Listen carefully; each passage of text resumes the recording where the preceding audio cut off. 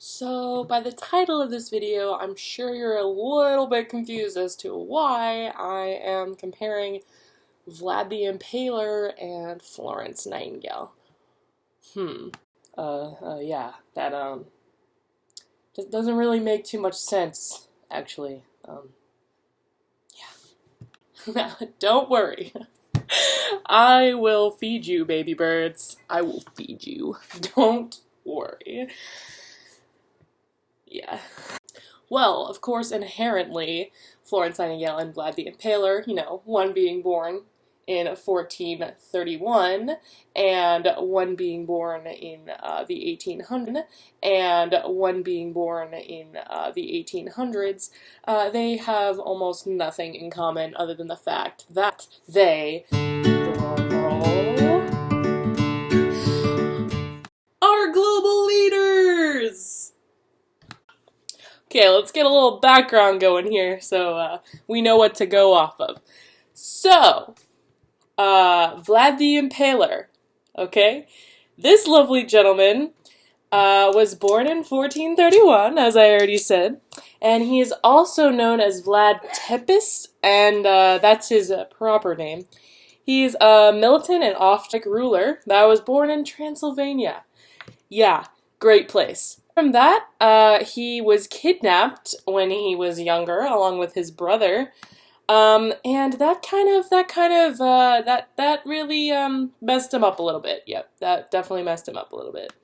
After he was eventually released from his captivity, he brought his feelings of rage and bloodlust out into the public eye, and he gained control of Wallachia, which is a small land kind of near Transylvania, and that's where his bloody reign fully came into fruition.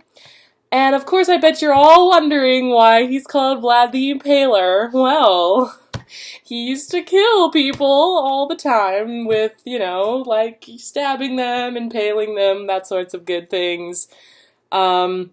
He also was known for actually having no crime rate in his town, in his domain, which is kind of strange. But when you think about it, the amount of fear tactics that he used definitely influenced how his citizens reacted. Now we're going to talk about the lovely lady with the lamp, Florence Nightingale. Florence was born in 1820 in Italy. And she, other than her mother, was very obedient and good-natured.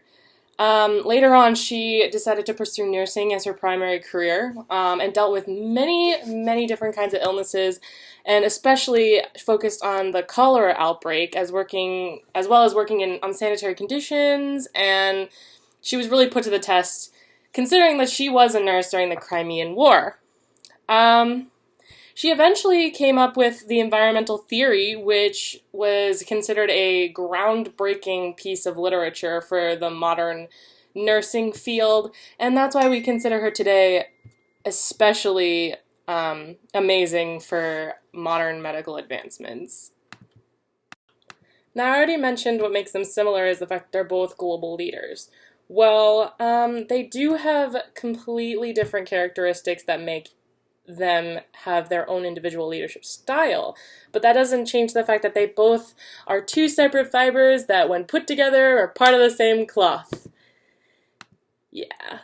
They both exhibited different kinds of emotional intelligence, I would say, and what I would say by that in particular would be they both had it, but Vlad used his in a very different way, as in he was very self-aware of the fact that he was increasingly violent, and he put that to use, whereas Florence was emotionally intelligent in mostly empathy, in the category of empathy, because she was more of a servant leader, whereas Vlad was more of a militant leader, I would say.